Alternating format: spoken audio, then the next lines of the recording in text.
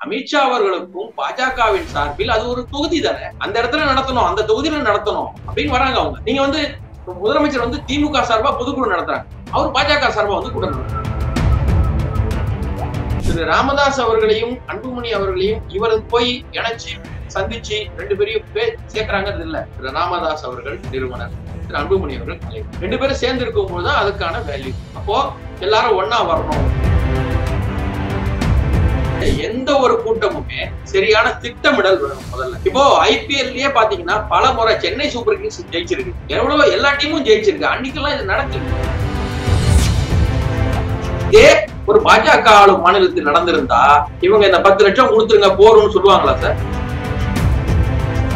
இந்த ஸ்டேடியம்ல யாரு அரேஞ்ச் பண்ணாங்கிறது தெரியாதுன்றாங்க அரசு அதிகாரி. இந்த விழாவுக்காக திடீர்னு உள்ள ஜனங்க வந்து, அப்போ எப்படி நீங்க அலோவ் பண்ணீங்க? விசாரணையே பண்ணல. நான் என்ன சொல்றேன், இது ஏற்பாடு பண்ணது யாரு?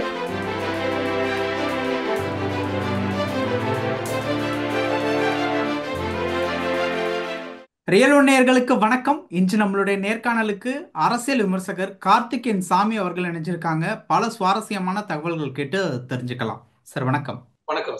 வர்ற ஜூன் 8ஆம் தேதி வந்து அமித்ஷா அவர்கள் மதுரைக்கு வந்து வர்றாங்க. சமீபத்துல ஜூன் 1ஆம் தேதி மதுரையில தான் திமுகவினுடைய பொதுக்குழு கூட்டம் வந்து நடந்து முடிஞ்சிருக்கு. இப்போ அமித்ஷா வர்றதுக்கு உண்டான காரணம் என்ன அப்படின்னு பார்க்கும்போது வந்து இன்சைட்ல சொல்லப்படக்கூடிய ஒரு விஷயம் என்ன அப்படின்னு பார்த்தோம்னா, சட்டமன்ற தேர்தல் தொடர்பா, அதாவது அங்க இருக்கக்கூடிய மாவட்ட செயலாளர்கள் கிட்ட மீட்டிங் வந்து நடத்த போறாங்க அப்படிங்கிற மாதிரியான சில தகவல்கள் வந்து கேள்விப்பட முடியுது. இது ஒரு விஷயம். ரெண்டாவது ஒரு விஷயம் என்ன அப்படின்னு பார்க்கும்போது, இப்போ ராமதாஸ் அவர்களுக்கும் அன்புமணி அவர்களுக்கும் சில சண்டை சச்சரவுகள்லாம் வந்து போயிட்டு இருக்குல்ல, அது தொடர்பா அவர்கள் இருவர்கிட்டையுமே வந்து பேச்சுவார்த்தை நடத்த போறதாகவும் அமித்ஷா சமாதானப்படுத்த போவதாகவும் தகவல்லாம் வந்துகிட்டு இருக்கு. இந்த அமித்ஷாவினுடைய வருகை, அதுவும் மதுரைக்கு, அதை பற்றின உங்களுடைய தகவல்களை பகிர்ந்துக்கங்க சார். அதாவது அமித்ஷா அவர்கள் 6ஆம் தேதி வருகிறார்னா, அவர் வந்து இப்ப நேத்திக்கு அறிவிச்செல்லாம் இன்னைக்கு வந்துட முடியாது. உள்துறை அமைச்சர் ஒரு 10 நாள் முன்னாடி பிளான் பண்ணுவாங்க, சொல்லுவாங்க. 15 நாள் முன்னாடி அந்த புரோட்டோகால் இருக்கு, செக்யூரிட்டி ரெடி பண்ணுவாங்க. இங்க ஸ்டேட் கவர்மெண்ட் சொல்லணும், அங்க அவங்களுக்கு செக்யூரிட்டி ரெடி பண்ணணும், எல்லாமே பண்ணணும். ஸோ அதே மாதிரி முதல்வருடைய மீட்டிங் வந்து 1ஆம் தேதிங்கிறது ரொம்ப முன்னாடி சொன்னது, அது ஒரு முன்னாடி ரெடி பண்ணணும். ஸோ இது எல்லாமே இப்போ முதல்வர் வந்து மதுரைக்கு போறாரு, கோயம்புத்தூர் போறாரு, கன்னியாகுமரி போறாருன்னா ஏன் போறாரு? ஒரு இடத்துலயும் போய் கட்சி மீட்டிங் நடத்துறாங்கல்ல, ஏன் போறாங்க? அது ஒரு தொகுதி. மதுரை ஒரு தொகுதி, கோயம்புத்தூர் ஒரு தொகுதி. இப்படி முதலமைச்சருக்கு மதுரை ஒரு தொகுதி, கன்னியாகுமரி ஒரு தொகுதி, இந்த மாதிரி ஒரு தொகுதிகள் கணக்கா போய் அந்த மாதிரி போறாங்களோ, அமித்ஷா அவர்களுக்கும் பாஜகவின் சார்பில் அது ஒரு தொகுதி தானே, அந்த இடத்துல நடத்தணும், அந்த தொகுதியில நடத்தணும் அப்படின்னு வராங்க அவங்க. அவ்வளவுதான். நீங்க வந்து முதலமைச்சர் வந்து திமுக சார்பா பொதுக்குழு நடத்துறாங்க, அவர் பாஜக சார்பா வந்து கூட்டம் நடத்துறாங்க, அவ்வளவுதானே. இப்ப தேர்தல் அடுத்த வருஷம் வரப்போகுது, ரெடி பண்ணணும் அப்படின்னா ஒரு தொகுதியில முன்னாடியே போய் ஏற்பாடு பண்ணி பேசுறதுன்றதெல்லாம் நிறைய நடக்கக்கூடியது. நீங்க இன்னொன்னு சமீபத்துல ஒரு செய்தியில கூட படிச்சேன் நான், ஒரு கட்சிங்கிறது எப்படி ரெடி பண்ணுவாங்க, ஒரு வருஷம் முன்னாடி 2 வருஷம் முன்னாடி இவர் தான் வேட்பாளர் அப்படின்னு ரெடி பண்ணி அவர் அந்த தொகுதியில செயல்பாடை முன்னிறுத்தி அவரை முன்னிறுத்தி செய்வாங்க. அப்படிதான் முறை. சரிங்களா?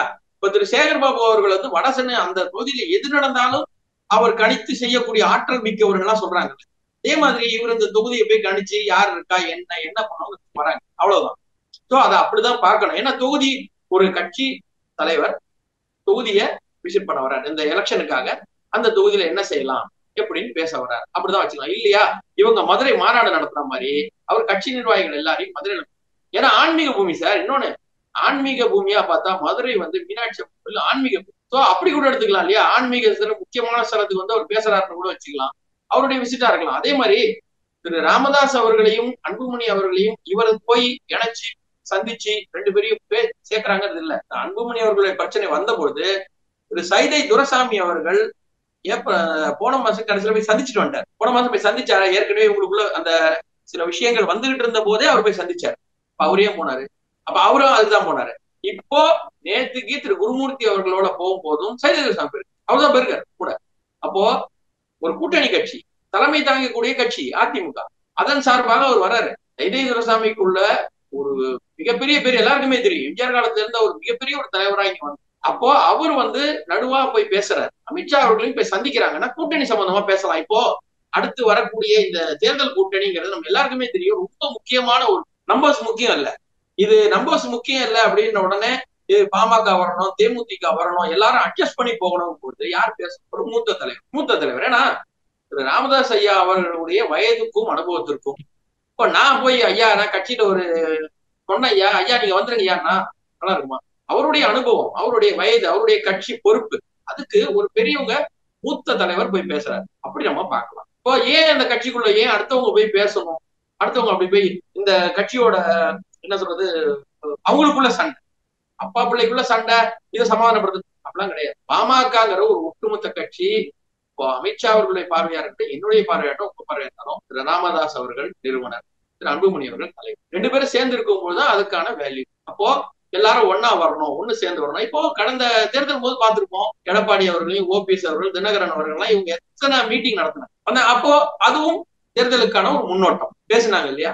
சரி, இப்போ இங்க மட்டும்தான் பிரச்சனை இருக்கா? இதை மட்டும்தான் பூஸ்ட் பண்ணுவாங்களா? இந்த பிரச்சனையை மட்டும்தான் பூஸ்ட் பண்ணிட்டே இருப்பாங்க. அப்போ அமித்ஷா போறாரு, பாமக உடையுது, இவங்க அப்படி போயிட்டாங்க. ஏன் சார், ஏன் இதே தொடர்ச்சியா நடந்துகிட்டு இருக்கு? திரு துரைவியாபுரி அவர் வைகோவுடைய மகன் என்ன சொன்னாரு, எங்க அப்பாவுக்கு சீட்டு கொடுக்காது, எனக்கு வருத்தம் தான் அப்படின்னாரு. வருத்தம் தான். அப்ப அதை பத்தி ஏன் பேச மாட்டேன்றாங்க?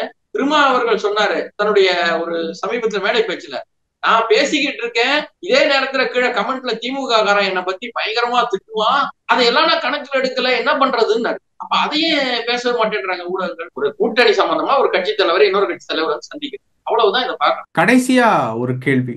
சமீபத்துல ஐபிஎல்ல ஆர்சிபி டீம் வந்து வின் பண்ணதுக்காக ஒரு வெற்றி கொண்டாட்டம் வந்து பெங்களூர்ல வந்து பிளான் பண்ணியிருந்தாங்க. அந்த பிளானிங்ல கூட்டம் அதிகமாக வந்து சேர்ந்ததுனால அந்த வெற்றி கூட்டம் அப்படிங்கிறது வந்து ஒரு சோகத்தில் போய் முடிஞ்சது. கிட்டத்தட்ட 11 பேர் வந்து இறந்துருக்காங்க. அந்த 11 பேருக்கும் வந்து கர்நாடக சிஎம் சித்தராமையா அவர்கள் வந்து 10 லட்சம் ரூபாய் வந்து குடும்பத்திற்கு வந்து கொடுப்போம் அப்படிங்கிற மாதிரி வந்து பிளான் பண்ணியிருந்தாங்க. இந்த ஒரு கூட்டம், இந்த ஒரு வெற்றியை வந்து சரியா பிளான் பண்ணியிருந்தாங்க அப்படின்னா இந்த ஒரு மரணமே நிகழ்ந்திருக்காது அப்படிங்கிறது சில அரசியல் விமர்சகர்களுடைய கருத்தா இருக்கு. இப்போ நம்மளுடைய ஸ்டேட்ல கூட பார்த்தோம் அப்படின்னா அந்த ஏர் கண்காட்சி வந்து நடந்துகிட்டு இருக்கிறப்போ வெயிலின் தாக்கத்தினால வந்து சில பேர் சில உயிரிழப்புகள், இந்த மாதிரியான விஷயங்கள், மயக்கங்கள், இந்த மாதிரியான விஷயங்கள் வந்து ஏற்பட்டது. தற்பொழுது அதே மாதிரியான ஒரு விஷயம்தான். என்ன, அங்கே நிகழ்ச்சி அப்படிங்கிறது வேற. அங்கேயும் வந்து உயிரிழப்பு 11 பேர் அப்படிங்கிறது வந்து சின்ன நம்பர் வந்து கிடையாது. அதுவும் உயிரிழப்பு வரைக்கும் போயிருக்கு அப்படின்னா. ஸோ அந்த அரசு சரியா ஏற்பாடு பண்ணியிருந்தா அந்த உயிரிழப்பை தவிர்த்து இருக்கலாமா? எப்படி சார்? கரெக்ட் தான் சார். அதாவது எந்த ஒரு கூட்டமுமே சரியான திட்டமிடல் வேணும். முதல்ல திட்டமிடல் வேணும். இப்போ ஐபிஎல்லயே பாத்தீங்கன்னா பல முறை சென்னை சூப்பர் கிங்ஸ் ஜெயிச்சிருக்கு, எவ்வளவோ எல்லா டீமும் ஜெயிச்சிருக்கு. அன்னைக்கெல்லாம் இது நடக்கலையே. அதான்ப்பா 10 லட்சம் ரூபாய் கொடுத்திருக்காருல்ல சித்தராமையா சார். உயிருக்கு வந்து மதிப்பு 10 லட்சம் ரூபாய் சார். சரி சார், இதே ஒரு பாஜக ஆளும் மாநிலத்தில் நடந்திருந்தா இவங்க இந்த 10 லட்சம் கொடுத்துருங்க போறோம்னு சொல்லுவாங்களா சார்? அதான் ஏற்கனவே யோகி ஆதித்யநாத்தோட ஸ்டேட்ல ஒரு விஷயம் நடந்தப்போ அந்த மாதிரி தானே குறிப்பிட்டு பேசியிருந்தாங்க. அதான் சொல்ல வரேன். இப்போ நம்ம ஊர்ல கள்ளச்சாராயம் குடிச்சு செத்த போது 10 லட்சம் ரூபாய், காய்ச்சினவன செத்தவனுக்கும் காசுன்றாங்க, கொடுத்தாங்க. அப்ப பிரச்சனையாச்சு இல்ல? என்ன சொன்னாங்க, உயிரின் மதிப்பு என்ன 10 லட்சம் ரூபான்னு கேட்கும் போது இறந்து விட்டார்கள், என்ன செய்வது, அதை பொறுத்து விசாரணை பண்ணுவோம்னு சொன்னாங்க. ஆனா இப்ப இவங்க கணக்குல பாத்தீங்கன்னாக்க என்ன பிரச்சனைனா சேம் தான், நிர்வாக திறனின்மை. ஏன்னு கேட்டா இந்த இடத்துல நடந்திருக்க வேண்டியது இல்லை. இந்த சம்பவம் சரியா திட்டமிட்டது, அது சொல்றாங்க. திரு டி.கே. சிவகுமார் அவர்கள் அவங்க எல்லாரையும் போய் வரவேற்கிறார் ஏர்போர்ட். இந்த டீம் வந்த போதும் அவர் தான் போய் வரவேற்கிறார். அதே மாதிரி ரோட் ஷோ நடத்த போறவங்க ஓபன் பஸ்ல மேல நடத்த போறோம், காவல்துறை போக்குவரத்துறை அனுமதி இல்லைன்னு சொன்னாங்க. ஒரு ஸ்டேட்மெண்ட். அடுத்த ஸ்டேட்மெண்ட், இந்த ஸ்டேடியம்ல யார் அரேஞ்ச் பண்ணாங்கிறது தெரியாதுன்றாங்க அரசு அதிகாரி. எங்களுக்கு தெரியாது யார் அரேஞ்ச் பண்ணாங்க. சரி சார், ஒரு 2 லட்சம் பேர் 3 லட்சம் பேர் ஒரு ஸ்டேடியம்ல திடீர்னு வந்துட்டாங்க, மேட்சே இல்லை, இந்த விழாவுக்காக திடீர்னு உள்ள ஜனங்க வந்து, அப்போ எப்படி நீங்க அலோவ் பண்ணீங்க? அந்த காவல்துறை எப்படி திறந்து விட்டாங்க சார்? நான் இப்போ நீங்களும் நானும் கிரிக்கெட் விளையாடணும்னு உள்ள போனா ஸ்டேடியம் திறந்துக்குவாங்க சார், கொஞ்சம் விளையாட்டு போறோம் யாருன்னு கேட்பாங்கல்ல சார். யாரு நீங்க உள்ள எதுக்கு வந்தீங்க, யார் அறிவிச்சா, ஆர்கனைஸ் பண்ணது யாரு? அப்ப உள்ள ஆர்கனைஸ் பண்ணிருக்கீங்க, உள்ள ஆர்கனைஸ் பண்ணி ஏற்பாடெல்லாம் பண்ணி வந்தா விடுங்க, திறந்து விடுங்க, இத்தனை கேட்டு திறக்கணும், இன்னும் அவுட் எல்லாம் போட்டிருக்கீங்களா? யார் பண்ணது ஏற்பாடு? அந்த பொறுப்பாளர் யாரு? அட்லீஸ்ட் அவர் மேல விசாரணை பண்ணுங்க சார். சார் ஒரு படம் சார், ஒரு தியேட்டர்ல ஒரு படம், அல்லு அர்ஜுன் அவர்கள் நடிச்ச படம், அந்த திடீர்னு அவர் வந்ததுனால ரசிகர்கள் எல்லாம் தள்ளுக்குழு பண்ணி வெளியில வந்தாங்கல்ல சார், இறந்தாங்கல்ல சார், அதுல இறப்பு நடந்தது இல்ல சார். அன்னைக்கு அல்லு அர்ஜுனை கைது பண்ணாங்களா, விசாரணை கூப்பிட்டாங்களா இல்லையா சார்? கைதுன்னு வந்ததா இல்லையா, விசாரணை வந்ததா இல்லையா சார்? இங்க ஒரு விசாரணை கூட இல்ல சார், விசாரணையும் பண்ணல. நான் என்ன சொல்றேன், இது ஏற்பாடு பண்ணது யாரு சார்? அவரு முதல்வரை போய் பார்க்கிறார் விதான் சௌதா. அந்த கூட்டம் ஓபன் பஸ் இருந்தாங்க. அதுக்கப்புறம் இல்ல எங்களுக்கு வழக்கமா வரக்கூடிய அந்த போஸ்ட் பஸ்லயே வரோன்னு வந்தாங்க. ரசிகர்கள்லாம் வழியில நிக்கிறாங்க. இவர் போய் பார்த்துட்டாங்க, திரும்பி வராங்கன்றாங்க. வரவேற்பு கொடுத்தது துணை முதல்வர். சரி, இவங்க திரும்பி அங்கேருந்து வராங்க. டீம் என்ன சொல்லுது? ஆர்சிபி, உங்களை எல்லாரும் நாங்க சந்திக்கிறோம். எப்படி, யார் அனுமதி கொடுக்கும்? எப்படி நாங்க ஸ்டேடியம்ல உங்க எல்லாரும் சந்திக்கிறோம்னு ஒரு ட்வீட் பண்றாங்க. எப்படி ட்வீட் பண்ணீங்க? ஆர்கனைஸ் யார் பண்ண? உங்களுக்கு யார் சொன்னாங்க? அரேஞ்ச் ஆயிடுச்சு, இந்த இடம் உங்களுக்கு கொடுத்துட்டாங்கன்னு யார் சொன்னா? கேள்வி இல்ல. கேள்வி சார், சர்ச்சை எங்காவது தெரியுமா சார்? இது வந்து இவங்க நடத்துனாங்க, இவங்க செஞ்சாங்க, அதனால வந்தது. இது சொல்லிட்டு 10 லட்சம் ரூபாய் கொடுக்குறோம், அவங்க மேல விசாரணை வைக்கணும். இப்போ சித்து அவர்கள் பஞ்சாப்ல திரு சித்து அவர்களுடைய மனைவி வந்து ஒரு கூட்டம் ஏற்பாடு பண்ணாங்க சார், கொஞ்சம் முன்னாடி, கொஞ்சம் சில வருஷங்கள்ல. அப்போ ரயில்வே தண்டவாள ஓரமா உட்கார்ந்தாங்க சார், நிறைய ஜனங்க. அவங்களுக்கு தெரியல, அவங்க வேடிக்கை பார்க்க உட்கார்ந்தாங்க. ட்ரெயின் வரும்போது அடிபட்டு. அப்ப இவங்க என்ன சொன்னாங்க? அந்த மக்களை நாங்க கூப்பிடல, நாங்களா கூப்பிட்டு உட்கார சொன்னோம், நாங்க கூட்டம் போட்டோம், இந்த கூட்டம் ஏற்பாடு பண்ணவங்க எங்களை கூப்பிட்டாங்க, நாங்க போனோம், இங்க உட்கார்ந்தோம், பேசிட்டு இருந்தோம், அங்க ஜனங்க உட்கார்ந்ததுக்கு நானா பொறுப்பு அப்படின்னு கேட்டாங்க. சரியா?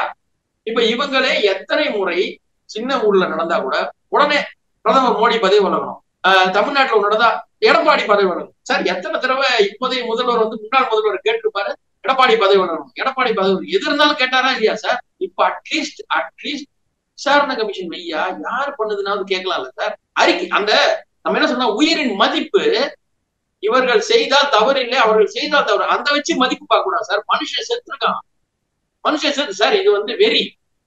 நான் ஓப்பனா சொல்றேன் சார், தவறா நினைப்பார்கள் மக்கள். ஆனா சொல்றேன், ஒரு கிரிக்கெட்ல ஒரு டீம் ஜெயிச்சிருச்சு, அது ஆக்சுவலா இந்தியாவை ரெப்ரசென்ட் பண்ண டீம் கூட இல்ல, ஆர்சிபி பெங்களூர் டீம். அந்த ரசிகர்களுக்கு ஒரு சந்தோஷம் இருக்கும், வெறி இருக்கும், எங்க டீமை பார்க்கணும். அதை முறைப்படுத்தி கொண்டு போறதுதான் சார் அரசு. நீங்க டக்குன்னு சரிப்பா எல்லாரும் கூட போங்க, சரிப்பா வெளில வாங்கன்னு கருதி இல்ல சார். அந்த நிர்வாகம் என்ன சார்? அதுக்கு ஒரு மேயர் இருப்பாங்க சார். துணை முதல்வர் கூட வராரு, முதல்வரை பார்த்துட்டு வராங்கன்னா பாதுகாப்பு ஏற்பாடு பண்ணிருப்பாங்க சார். சார், ஒரு டிராபிக் போகுது சார், இந்த ரோட்ல போகுதுன்னா அவங்க என்ன பண்ணிருக்காங்க, பெங்களூர்ல சில தெருக்களை அழைத்துள்ளார், இந்த பக்கம் நோ டிராபிக், ஏன்னா இந்த ஊர்வலம் போகுது. அப்போ உங்களுக்கு கூட்டம் இப்படிதான் வருது, ஊர்வலம்னு உங்களுக்கு சொல்லிட்டு தெரிஞ்சு போச்சு. எப்படி அந்த கூட்டத்தை டிராபிக்க திருப்பி விட்டீங்க சார்?